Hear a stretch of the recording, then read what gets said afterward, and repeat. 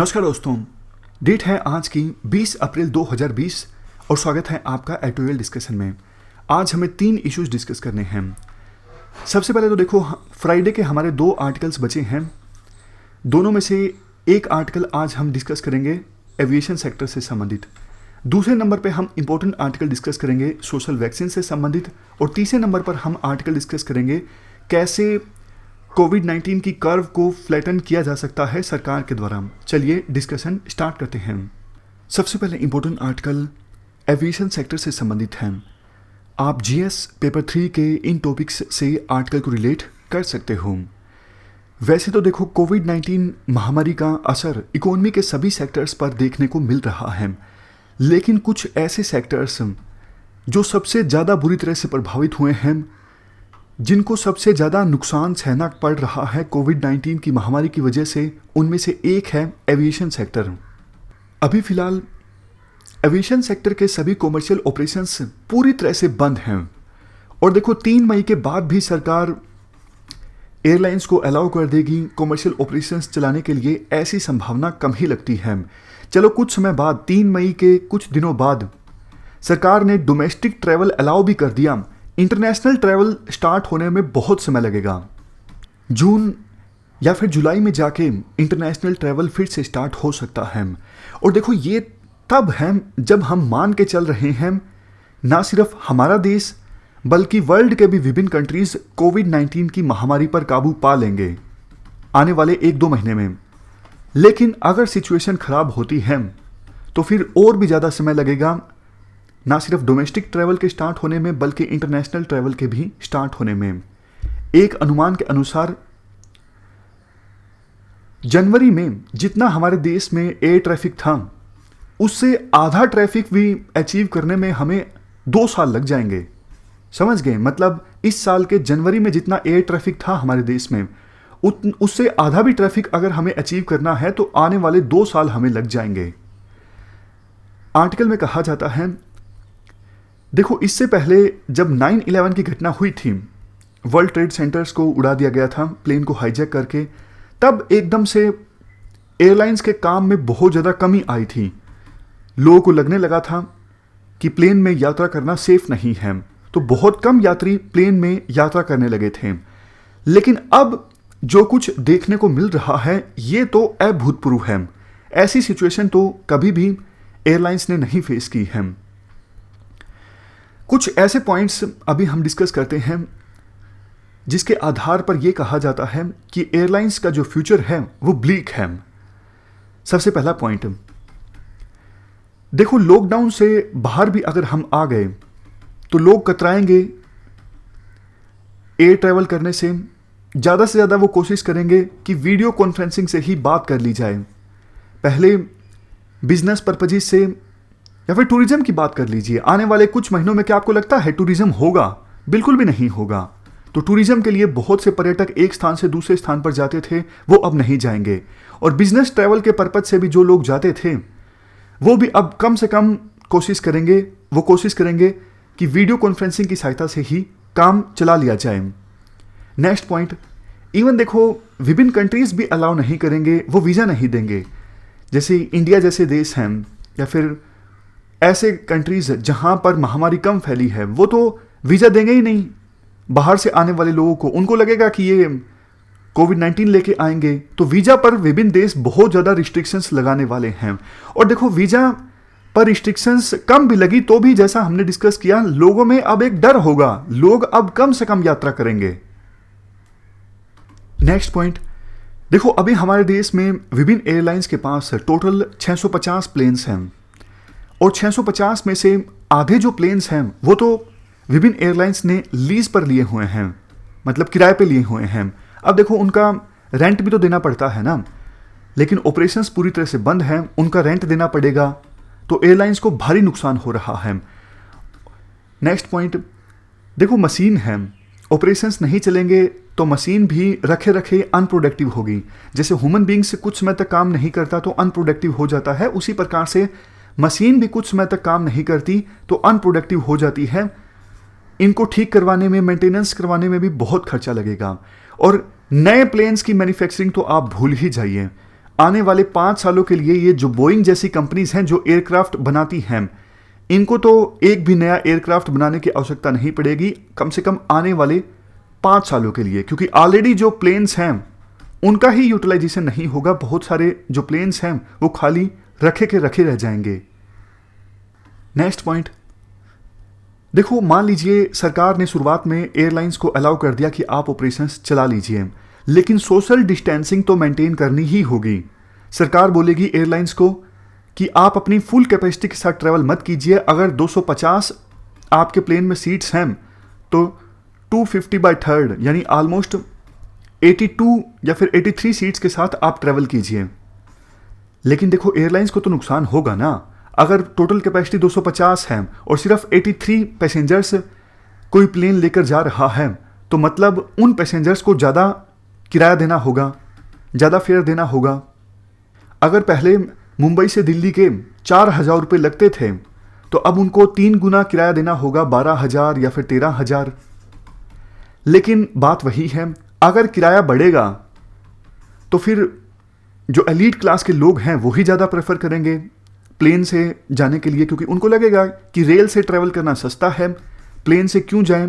तो ये वही सिचुएशन हो जाएगी जो 1940s में थी, 50s में थी, 60s में थी, जब सिर्फ अमीर लोग हवाई जहाज़ की यात्रा किया करते थे। देखो, पिछले कुछ समय में हमारे देश में हवाई जहाज़ में यात्रा करना काफ़ी ज़्यादा आसान हो गया था, लेकिन हम रिवर्स मोड में जा सकते हैं अगर एविएशन सेक्टर को संकट से नहीं उबारा गया। नेक्स्ट पॉइंट, इवन देखो, फैमिली ट्रैवल भी प्लेन्स में आने वाले दिनों में बहुत कम होने वाला है, क्योंकि जैसा हमने डिस्कस किया, प्लेन्स में यात्रा करने की जो टिकट्स हैं वो महंगी हो सकती हैं, और पूरी की पूरी फैमिली ट्रैवल करती हैं तो उन पर तो बहुत बोझ पड़ेगा। इसलिए बहुत सारी जो फैमिलीज़ हैं वो रेल में यात्रा करना ज़्यादा प्रेफर करेंगी। इससे देखो, बहुत ज़्यादा जॉब लॉस होगा, खास करके एविएशन सेक्टर में और एविएशन सेक्टर से जुड़े दूसरे सेक्टर्स में। आमतौर पर पायलट्स मिलते नहीं हैं, पायलट्स को बहुत ज़्यादा सैलरीज देनी पड़ती हैं एयरलाइंस के द्वारा, क्योंकि पायलट्स की डिमांड बहुत ज़्यादा होती है। लेकिन आने वाली सिचुएशन में पायलट्स को भी अपनी जॉब गंवानी पड़ेगी। इसके बाद आर्टिकल में एक बात ये बोली जाती है, देखो वैसे तो एयरलाइन सेक्टर में यानी एविएशन सेक्टर में अप्स एंड डाउन्स चलते रहते हैं, ग्राफ इस प्रकार से रहता है, और हमारी कई सारी एयरलाइंस ऐसी हैं जो पिछले 10 से 15 सालों में इमर्ज होकर आई हैं, तो उन्होंने सिर्फ अच्छा टाइम देखा है। जबकि वर्ल्ड की कई सारी जो बड़ी एयरलाइंस हैं उनको पता है कि अप्स एंड डाउन्स आते रहते हैं, तो वो पहले से तैयार रहते हैं, उनके पास कैश रिजर्व होता है ताकि बुरे समय से निपटा जा सके। लेकिन हमारे देश में एयरलाइंस के बीच होड़ देखने को मिली है पिछले 10-15 सालों में कि मार्केट के शेयर पे कैप्चर किया जाए। इस वजह से उन्होंने बहुत ज़्यादा सस्ती टिकट्स बेची हैं, उनके पास अब कैश रिजर्व नहीं है बुरे समय से निपटने के लिए। तो ये हमारे देश की एयरलाइंस की बड़ी गलती रही है, उन्होंने सिर्फ मार्केट शेयर को कैप्चर करने पे फोकस किया है। लास्ट में सजेशंस की बात की जाती है, क्या गवर्नमेंट पैसा देगी एविएशन सेक्टर को इस संकट से निपटने के लिए? देखो, गवर्नमेंट कितना पैसा दे देगी ना, गवर्नमेंट को और भी सेक्टर्स पर ध्यान देना है। गवर्नमेंट का फोकस सिर्फ एक सेक्टर पे नहीं है। गवर्नमेंट पैसा दे भी देती है, रिलीफ पैकेज एविएशन सेक्टर को दे भी देती है, तो वो इनफ नहीं होगा एविएशन सेक्टर के लिए। एक चीज़ गवर्नमेंट ये कर सकती है कि मार्केट शेयर के हिसाब से कुछ एयरलाइंस को नेशनलाइज कर दिया जाए, यानी गवर्नमेंट उन एयरलाइंस के ऑपरेशन चलाए, उनको खरीद ले। लेकिन बात वही आती है, गवर्नमेंट अभी तक तो यही कोशिश कर रही थी कि कैसे ना कैसे करके अपनी वाली जो एयरलाइन है एयर इंडिया, इससे पीछा छुड़ाया जाए, इसको बेच दिया जाए। और अब एकदम से पासा पलट गया। अब आर्टिकल में ये सजेस्ट किया जाता है कि गवर्नमेंट मार्केट शेयर के हिसाब से कुछ एयरलाइंस को नेशनलाइज कर ले। नेक्स्ट सजेशन ये दिया जाता है, हमारे देश की जो एयरलाइंस है ना, उनको अपनी ईगो छोड़नी पड़ेगी। जैसे जेट एयरवेज में जो प्रमोटर थे नरेश गोयल, इन पर आरोप लगता है इन्होंने ऑपरेशंस को काफ़ी ज़्यादा मिसमैनेज किया, अपनी ईगो के हिसाब से इन्होंने ऑपरेशंस चलाए, जिसकी कीमत जेट एयरवेज को चुकानी पड़ी और जेट एयरवेज कंपनी अब बंद हो गई है। तो इसलिए बाकी भी जो एयरलाइंस हैं उनको, उनके जो प्रमोटर्स हैं, अपनी मनमानी उनको छोड़नी होगी, एक्सपर्ट्स को बोर्ड में लाना होगा। ब्यूरोक्रेट पे निर्भर होकर विभिन्न एयरलाइंस नहीं चल सकती। ब्यूरोक्रेट्स को ज़्यादा कुछ पता नहीं होता, वो जर्नलिस्ट होते हैं, स्पेशलाइज्ड उनकी अप्रोच नहीं होती है। तो अगर एयरलाइंस को संकट से बाहर निकलना है तो एक्सपर्ट्स, जो इस सेक्टर के एक्सपर्ट्स हैं, उनकी राय को मानना होगा, उनको बोर्ड पे लाना होगा। नेक्स्ट, एक काम सरकार ये कर सकती है, एटीएफ यानी एविएशन टरबाइन फ्यूल जो है, इसको जीएसटी के अंडर ले आया जाए तो कम से कम थोड़ी राहत मिलेगी। एटीएफ पर कम टैक्स विभिन्न एयरलाइंस को देना पड़ेगा। नेक्स्ट पॉइंट, लास्ट में देखो एक बात ये बोली जाती है कि सरकार का जो इंटरवेंशन है ऑपरेशंस में वो थोड़ा कम होना चाहिए। सरकार इम्पोज ना करे अपनी डायरेक्शंस कि आपको इस शेड्यूल पे एयरलाइन चलानी है, इस शेड्यूल पे चलानी है, यहाँ इस रूट पे चलानी है। एयरलाइंस का जो बेस है वो है जनता। जनता ट्रैवल करती है प्लेन्स में, तभी एयरलाइंस चल पाती हैं। तो इसलिए जनता के हिसाब से विभिन्न एयरलाइंस ऑपरेशन चलाएं, ना कि सरकार के हिसाब से। तो ये हमने पूरा आर्टिकल डिस्कस किया एविएशन सेक्टर से संबंधित। चलते हैं आगे। नेक्स्ट आर्टिकल सोशल वैक्सीन के बारे में है। आप जीएस पेपर 2 के इस टॉपिक से आर्टिकल को रिलेट कर सकते हो। देखो, लॉकडाउन के इनिशियल फेज में हमारे देश में कोविड-19 के नंबर ऑफ केसेस में 20 गुना इजाफा हुआ। मतलब नंबर ऑफ केसेस जो हैं 20 गुना बढ़ गए लॉकडाउन के पहले फेज में, और जो डेथ्स हैं वो 36 गुना बढ़ गई। पहले 9 हुई थी और लॉकडाउन का फर्स्ट फेज खत्म होते होते 330 हो गया डेथ का आंकड़ा, और अभी तो 500 को पार कर चुका है। लेकिन यहाँ पे बात हो रही है सिर्फ लॉकडाउन के फर्स्ट फेज में, जो चला कब तक, 14 अप्रैल तक। कोविड-19 के केसेस बढ़ने का एक रीज़न तो देखो ये भी है कि पहले के अपेक्षाकृत अब ज़्यादा टेस्ट हुए हैं। केस फर्टिलिटी रेशियो जो है वो 2 से 3% है। ये देखो काफ़ी ज़्यादा है। तो वो लोग, वो एक्सपर्ट्स जो हर्ड इम्यूनिटी की बात करते हैं, उनको तो कम से कम ये समझ लेना चाहिए, जब तक इंडिया में हर्ड इम्यूनिटी डेवलप होगी, लाखों करोड़ों लोगों की डेथ हो चुकी होगी। तो हर्ड इम्यूनिटी का जो कंसेप्ट है हमारे देश में इम्प्लीमेंट करना पॉसिबल नहीं है। फिलहाल तो ये कंसेप्ट कहीं पर भी इम्प्लीमेंट नहीं हुआ है। हर्ड इम्यूनिटी के बारे में थोड़ा सा आपको बता देता हूँ। आप ये एग्जाम्पल देखिए। इस एग्जाम्पल में 3 कैटेगरीज के लोग हैं। पहले कैटेगरी में वो लोग आते हैं जो हेल्थी हैं, जिनको अभी तक कोविड-19 नहीं हुआ है। दूसरी कैटेगरी में वो लोग आते हैं जिनको कोविड-19 हो चुका है और वो रिकवर भी हो चुके हैं। मतलब उनकी बॉडीज़ में ऐसे एंटीबॉडीज़ डेवलप हो चुके हैं जिन्होंने कोविड-19 को हरा दिया है। तीसरी कैटेगरी में वो लोग आते हैं जो अभी फ़िलहाल कोविड-19 से इन्फेक्टेड हैं।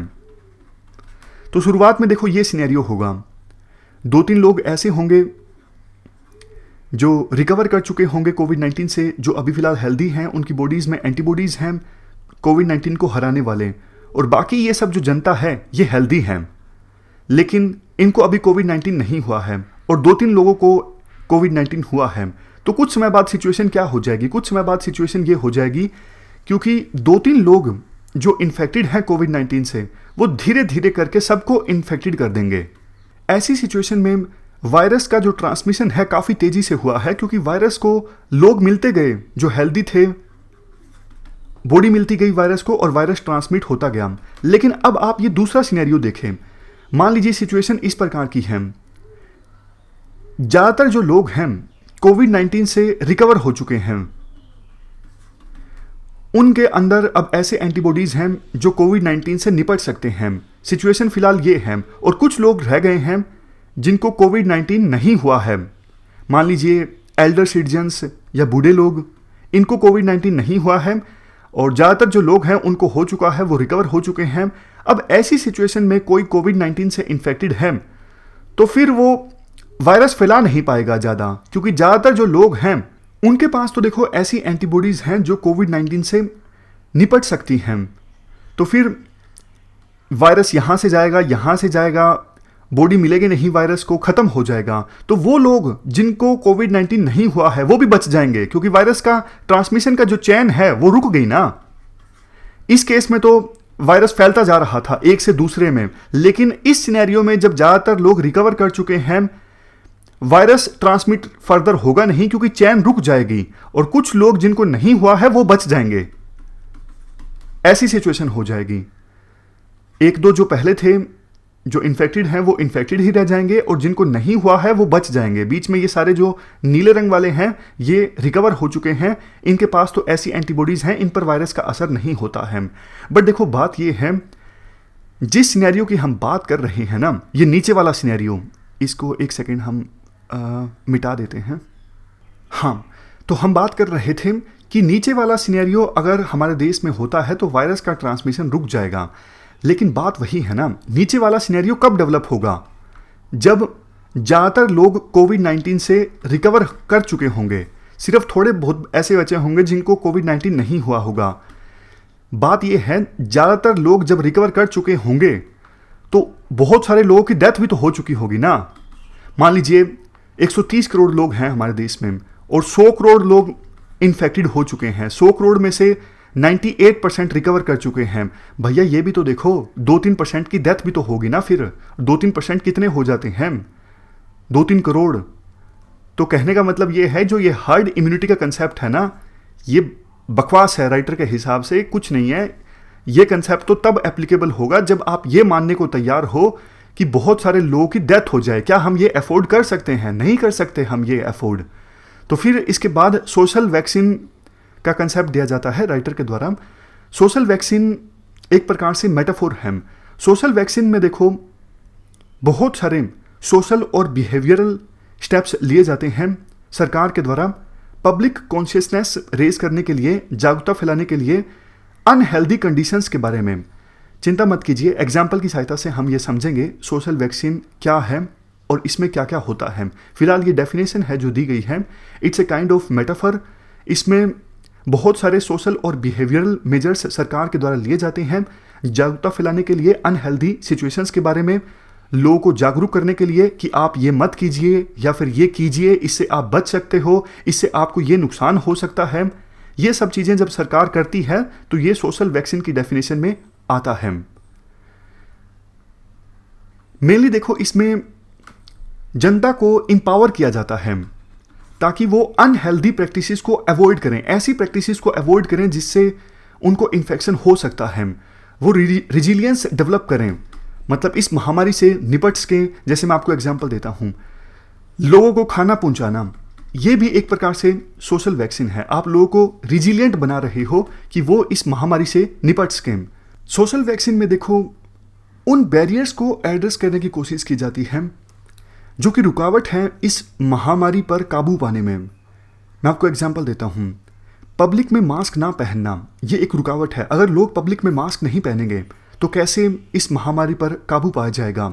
तो लोगों को जागरूक किया जाता है, उनमें कल्चरल, सोशल, एटीट्यूडनल हर प्रकार का चेंज लाया जाता है ताकि लोग वो सारी चीज़ें करें जो ज़रूरी हैं इस महामारी पर काबू पाने के लिए।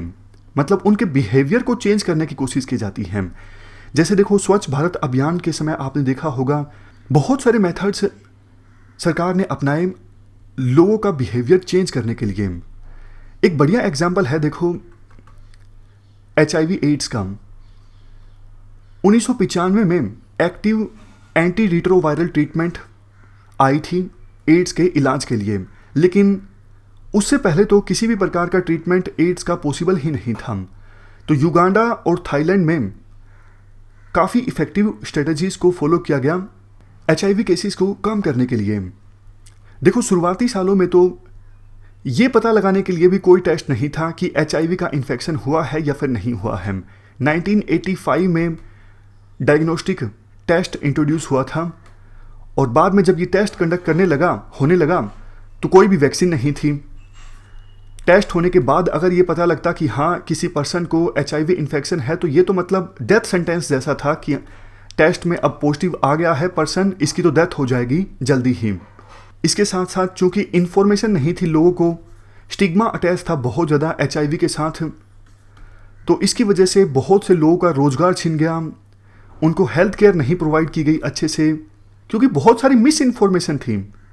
लोग बहुत ज़्यादा बेघर हो गए, उनके साथ भेदभाव होता था, वायलेंस का सामना भी करना पड़ा, खास करके इन्फेक्टेड इंडिविजुअल्स को, उनकी फैमिलीज़ को और बहुत सारे सोशल ग्रुप्स को जैसे sex workers, gay, drug users, truck drivers, migrants, even health workers को भी। ये सब इसलिए क्योंकि लोगों को ज़्यादा जानकारी नहीं थी कि HIV इन्फेक्शन कैसे होता है और किस प्रकार का खतरा है, कैसे उनको केयर प्रोवाइड करने की आवश्यकता है जिनको ये इन्फेक्शन हो चुका है।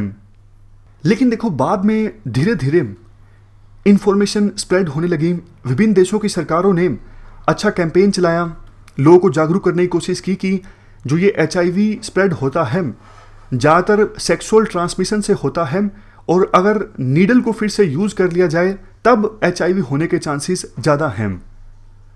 तो बहुत ज़्यादा फोकस किया गया इस कैंपेन पे कि सेक्सुअल इंटरकॉर्स के दौरान ज़्यादा से ज़्यादा कॉन्डम का इस्तेमाल किया जाए, दोबारा नीडल किसी भी सूरत में ना इस्तेमाल की जाए। शुरुआत में देखो ये चीज़ें लोगों को कन्विंस करवाना मुश्किल था, क्योंकि एक तो पीयर प्रेशर होता है, दूसरी और भी बहुत सारे बैरियर्स होते हैं। जैसे बहुत सारे रिलीजन्स में ये मना किया जाता है कि आप कॉन्डम का इस्तेमाल मत कीजिए। एग्जाम्पल दिया हुआ है कैथोलिक चर्च युगांडा में, इन्होंने देखो शुरुआत में इस कैंपेन को सपोर्ट नहीं किया था कि सेक्स के लिए कॉन्डम का इस्तेमाल किया जा सकता है। ये बोलते थे कि अगर कॉन्डम का इस्तेमाल किया जाता है सेक्स के लिए तो इससे लाइफ प्रिवेंट होती है और ये रिलीजन के अगेंस्ट है। लेकिन जैसे जैसे HIV के केसेस बढ़े, डेथ्स ज़्यादा होने लगी, तो इनको भी ये मजबूर होना पड़ा मानने के लिए कि हाँ क्रिश्चियनिटी में ऐसा कुछ मना नहीं किया गया है कि कॉन्डम का इस्तेमाल आप मत कीजिए। इवन थाईलैंड में भी बहुत ही ज़्यादा अच्छी सोशल मार्केटिंग की गई कॉन्डम्स की सेफ सेक्स के लिए, ह्यूमर का, फन का इस्तेमाल किया गया सोशल टैबूज़ को ख़त्म करने के लिए। देखो ज़्यादातर देशों में कुछ समय पहले तक सेक्स को डिस्कस करना भी एक टैबू के समान था, स्टिग्मा के समान था। लोग इतना ज़्यादा ओपन नहीं होते थे, खास करके डेवलपिंग कंट्रीज़ में। लेकिन आज हालात चेंज हुए हैं। तो थाईलैंड में जो इस स्टिग्मा अटैच था वो स्टिग्मा ख़त्म किया गया। लोग सेक्स के बारे में बात करने लगे तो उनको धीरे धीरे ये भी पता लगने लगा कि कॉन्डम से क्या फ़ायदा हो सकते हैं इस्तेमाल करने से। तो इन सब चीज़ों का फ़ायदा देखो ये हुआ, लोगों में जागरूकता फैली और जागरूकता फैलने की वजह से HIV के केसेस में बहुत ज़्यादा फ़र्क आना स्टार्ट हो गया। आज भी देखो कोई ठोस वैक्सीन है नहीं HIV के इलाज के लिए, लेकिन बात वही है कि सोशल वैक्सीन ने अच्छा काम किया है। जो बिहेवियरल और एटीट्यूडनल चेंज लोगों में आया है, इसकी वजह से HIV इन्फेक्शन के केसेस बहुत कम आने लगे हैं पहले के अपेक्षाकृत। तो आज हमें कोविड-19 की महामारी पर काबू पाने में भी इसी प्रकार की सोशल वैक्सीन की आवश्यकता है। सभी बैरियर्स को एड्रेस करने की आवश्यकता है। ये इंश्योर किया जाए कि लोग हर समय जब भी घर से बाहर निकलें मास्क पहन कर निकलें, फिजिकल डिस्टेंस को मेंटेन किया जाए, घर पर हों तो हाथ बार बार धोएं, सैनिटाइजर का इस्तेमाल करें। ना सिर्फ देखो सरकार बल्कि सभी स्टेक होल्डर्स, चाहे वो सिविल सोसाइटी के लोग हैं, सेलिब्रिटीज़ हैं, NGOs हैं, सबका ये कर्तव्य बनता है लोगों को इस बारे में जागरूक किया जाए। अगर लोग जागरूक होते हैं तो उनके बिहेवियर में बदलाव आएगा और जितना ज़्यादा बिहेवियर में बदलाव आएगा उतना ही हम इस महामारी पर काबू पा सकते हैं। क्योंकि देखो वैक्सीन आने वाले कुछ मंथ्स के लिए नहीं सामने आने वाली है, और वैक्सीन आ भी गई कोई ज़रूरी नहीं कि वो बिल्कुल सही ढंग से इलाज भी कर पाएगी। जैसे देखो HIV के केसेस के लिए अभी भी कोई कॉन्क्रीट वैक्सीन नहीं है, काफ़ी सारे ड्रग्स का डोज दिया जाता है मिक्स करके। अदरवाइज ऐसा कोई नहीं है कि हाँ एक वैक्सीन है इसको ले ली जाए तो HIV का इन्फेक्शन ख़त्म हो जाता है, नहीं। तो इसीलिए सोशल वैक्सीन आज के समय में सबसे बड़ा टूल हो सकता है इस महामारी पर काबू पाने में। वैसे देखो सरकार ने काफ़ी सारे कोर्सिव स्टेप्स भी लिए हैं, पुनिटिव स्टेप्स भी लिए हैं, जैसे पब्लिक में थूकना, 1000 रुपये का फ़ाइन, अगर कोई मास्क पहनकर बाहर नहीं निकलता है तो उस पर भी फ़ाइन और जेल भी हो सकती है। आर्टिकल में कहा जाता है देखो HIV के संदर्भ में हमने ये सीखा कि ये जो पुनिटिव या फिर कोर्सिव स्टेप्स सरकार के द्वारा लिए जाते हैं ये काफ़ी बार काउंटर प्रोडक्टिव होते हैं। अगर देखो लोगों में जागरूकता नहीं होगी ज़्यादा तो लोग मास्क पहनेंगे सिर्फ फॉर्मेलिटी पूरी करने के लिए। उन्हें पता है यहाँ पर पुलिस मिल सकती है या फिर यहाँ पे ऑफिशियल्स मिल सकते हैं, वहाँ पे सिर्फ मास्क पहनेंगे। तो जागरूकता का आना ज़्यादा ज़रूरी है, उससे ज़्यादा अच्छे ढंग से बिहेवियर में बदलाव लाया जा सकता है।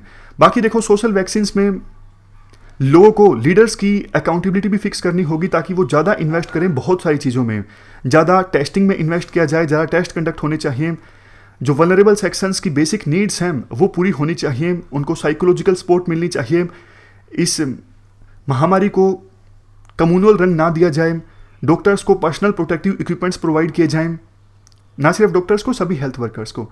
उसके बाद लोगों की प्राइवेसी का भी ध्यान रखा जाए, स्टिग्मा अटैच नहीं होना चाहिए उन लोगों के साथ जिनको कोविड-19 हो गया है। तो ये सब चीज़ें तब होगी जब जनता और सरकार के बीच ट्रस्ट डेवलप होगा। इसलिए आवश्यकता यही है कि सरकार अब सोशल वैक्सीन की दिशा में काम करे। बाकी जो चीज़ें हैं वो तो चलती ही रहेंगी, वैक्सीन भी समय आने पर डेवलप हो ही जाएगी, लेकिन मीनवाइल सोशल वैक्सीन पर सरकार अच्छे से काम करे। चलते हैं आगे। नेक्स्ट आर्टिकल कोविड-19 के खिलाफ फाइट से संबंधित है। आप जीएस पेपर 2 के इस टॉपिक से आर्टिकल को रिलेट कर सकते हो। देखो, आज से देश के बहुत सारे जिलों में पार्शियल रिलैक्सेशन मिलने वाली है। आईसीएमआर के डेटा के अनुसार हमारे देश में कोविड-19 का जो ट्रांसमिशन है पहले के अपेक्षाकृत स्लो हुआ है। पहले के अपेक्षाकृत केस कम स्पीड से डबल हुए हैं। कई सारे स्टेट्स में खतरा अभी भी काफ़ी ज़्यादा है, खास करके महाराष्ट्र, दिल्ली, तमिलनाडु, इन स्टेट्स में, क्योंकि यहाँ पे देखो अर्बनाइजेशन काफ़ी ज़्यादा है। और कुछ जो स्टेट्स हैं, मध्य प्रदेश, गुजरात, राजस्थान, इनमें भी केसेस का काफ़ी ज़्यादा उछाल देखने को मिला है। केरला एक ऐसा राज्य है जिसने test, trace, quarantine and treat effectively की रणनीति अपनाई और केरला फिलहाल के डेटा के अनुसार कोविड-19 की कर्व को फ्लैटन करने में कामयाब हो पाया है। आईसीएमआर के डेटा के अनुसार 18 अप्रैल को टोटल कोविड-19 के ऑलमोस्ट 2100 से ज़्यादा केस सामने आए। तो ये कोविड-19 के केसेस में स्पाइक देखने को मिला। देखो, लंबे समय तक हम पूरे देश में लॉकडाउन नहीं रख सकते, तो अब हमें लॉकडाउन को हटाने के बाद किस प्रकार से स्ट्रेटजी अपनानी है उस पर काम करना स्टार्ट करना होगा। सबसे बेहतर स्ट्रेटजी तो जो है वो यही है, प्रिवेंटिव हेल्थ। प्रिवेंटिव हेल्थ मतलब ऐसे मेजर्स लिए जाएं जिससे ये इन्फेक्शन हो ही ना।